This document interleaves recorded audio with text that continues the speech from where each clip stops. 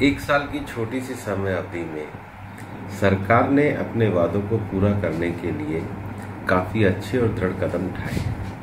हमने सबसे पहले ये कहा था कि हिंदुस्तान में आज़ादी प्राप्त करने के 60 वर्ष बाद भी कांग्रेस के शासनकाल में देश में गरीबी दूर नहीं हुई। तो जो गरीब वर्ग है उसके आर्थिक समायोजन के लिए उसको सीधा सीधा देश की अर्थव्यवस्था के साथ जोड़ने के लिए एक जनधन योजना सरकार ने शुरू करी। और जनधन योजना केवल कागजों तक सीमित नहीं रही। इस जनधन योजना के माध्यम से जो दूसरा स्टेप सरकार ने लिया, जनधन खाते खुलवाए, उसके बाद सामाजिक सुरक्षा के लिए आगे बढ़े। चाहे 1 रुपया महीने पे दुर्घटना बीमा हो, चाहे 1 रुपया महीने पे जीवन ज्योति योजना हो, चाहे अटल सेवा पेंशन योजना हो।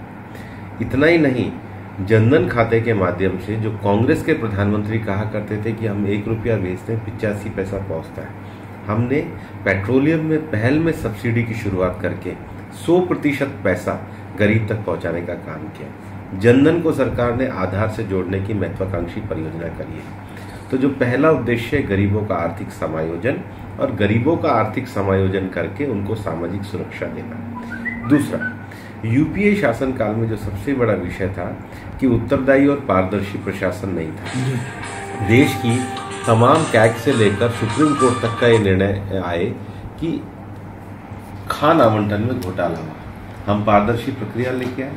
नीलामी में पारदर्शी प्रक्रिया आई। जहाँ 1,76,000 करोड़ का घाटा था, वहां पर हम लोग 2 लाख करोड़ रुपए केवल 25 खदानों से लाए। ये पारदर्शी शासन था। हमने ब्लैक मनी की बात करी, हम ब्लैक मनी पर लॉ लेकर के आए। तीसरा, देश में इंफ्रास्ट्रक्चर कैसे बढ़ेगा। आज़ादी के 50 साल बाद प्रधानमंत्री ग्रामीण सड़क योजना अटल जी लेकर के आए। तब प्रधानमंत्री सिंचाई, जब प्रधानमंत्री माननीय नरेंद्र भाई मोदी जी ने अपने 14 साल के शासनकाल में ये देखा कि इस देश में संघवाद को जिंदा करना चाहिए, और जो प्रक्रियाओं पे जो योजनाओं पे जो सोचने की प्रक्रिया है वो टॉप टू बॉटम ना होकर बॉटम टू टॉप होना चाहिए। राज्यों को हिस्सेदार बनाना चाहिए। 60 साल से जड़ रूप से चली आ रही योजना आयोग की व्यवस्था एक जड़तावादी विकास के मॉडल पे ले जा रही थी, उसको हटा करके नीति आयोग बनाया। मुख्यमंत्रियों को उसमें भाग लेने का, विचार रखने का, विषय रखने का एक पूरा अधिकार दिया। नीति आयोग को ही नहीं, देश की संवैधानिक संस्थाओं की मर्यादा, हमने फाइनेंस कमीशन को ज़्यादा महत्व दिया। फाइनेंस कमीशन की 10% अनुशंसा को करा। तो ये जो एक सहकारी संघवाद का विषय था उसको हमने आगे बढ़ाया। इतना ही नहीं, भारत का मान विश्व में बढ़े। आज प्रधानमंत्री जी ने विश्व के सभी देशों के साथ, अपने पड़ोसी देशों के साथ एक नई संवाद की प्रक्रिया शुरू करी है। और जो विदेश नीति में मानवतावाद को लेकर के उन्होंने नए संबंधों को, भारत का जो कूटनीतिक जगत में एक स्थान था उसको और आगे करके पूर्ववर्ती सरकारों ने जो विदेश नीति करी थी उसको और आगे बढ़ाया है। तो मेरा ये मानना है, गरीबों का आर्थिक समायोजन 1, पारदर्शिता 2, आधारभूत और आय को बढ़ाने के लिए विकास की बातें 3, सहकारी संघवाद 4, और विश्व में भारत की प्रतिष्ठा को बढ़ाने वाली विदेश नीति। इन 5 आयामों में सरकार ने अभूतपूर्व काम किया। पहला है भूमि अधिग्रहण का विषय। आखिर भूमि अधिग्रहण जो 1894 का कानून था वो 2013 तक चला। तो 120 साल अगर वो कानून इस देश में चला तो लंबा राज तो कांग्रेस ने किया। कांग्रेस ने तो कभी ये काम नहीं किया। दूसरी बात, 2013 का जो कानून था उस कानून में जो वर्तमान सरकार है उसने केवल 5 आयामों को जोड़ा।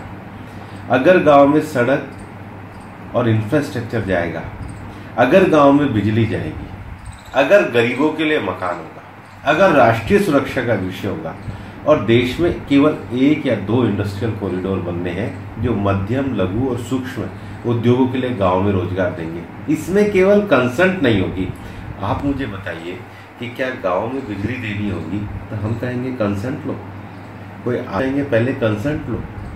सबसे पहले इन विषयों को आगे करना बहुत आवश्यक है कि हम लोगों को मूलभूत जो सुविधाएं गांव को देनी है। क्या गांव में पानी नहीं चाहिए? क्या बिजली नहीं चाहिए? क्या सड़क नहीं चाहिए? क्या गरीबों के लिए मकान नहीं चाहिए? इसमें राजनीति क्यों? इसमें कंसेंट का प्रावधान रख के विकास की योजनाओं को रोकने की बात क्यों? इतना ही तो भूमि अधिग्रहण में परिवर्तन है। सरकार किसी उद्योगपति के लिए जमीन लेने के लिए कोई ज्यादा अधिकार नहीं ले रही। मुआवजे को 4 गुना दाम तक हम लोगों ने बढ़ाया है। किसान और उसके बटाईदार के परिवार के एक व्यक्ति को नौकरी, ये विषय भूमि अधिग्रहण कानून में लेके आए। पुराने कानून में केवल स्टेट लेवल का ट्रिब्यूनल था, उसको हमने जिला स्तर पर जहाँ अधिग्रहण होगी वहां पे ट्रिब्यूनल लाया। केवल विपक्ष के द्वारा कुछ विषयों पे भ्रम खड़ा किया जा रहा है, जनता को वास्तविकता सामने आ जाएगी। इसलिए सरकार ने बड़ा मन रखते हुए इसको ज्वाइंट सेलेक्ट कमेटी को भेजा। आप एक बार और एग्जामिन करिए, विचार करिए, आप तय करिए देश का विकास कैसे होगा। तो सरकार ने तो लोकतांत्रिक मान्यताओं को, मूल्यों को आगे बढ़ाया। धान का संकट राज्य सरकारों का संकट है। जितनी धान की खरीद बिहार में करनी थी, नीतीश जी की सरकार ने नहीं करी। पैसा दिया, उसके बाद भी धान नहीं खरीद पाए। सरकार ने आज जो राज्य सरकारों में आलू की खरीद, धान की खरीद, इसमें राज्य सरकारों का विषय। केंद्र सरकार ने किसानों की जमीन की उत्पादकता को बढ़ाने के लिए सॉइल हेल्थ कार्ड, प्रधानमंत्री सिंचाई योजना लाए। ये सरकार किसानों को, गरीबों को समर्पित सरकार है और उसी के लिए काम करता है।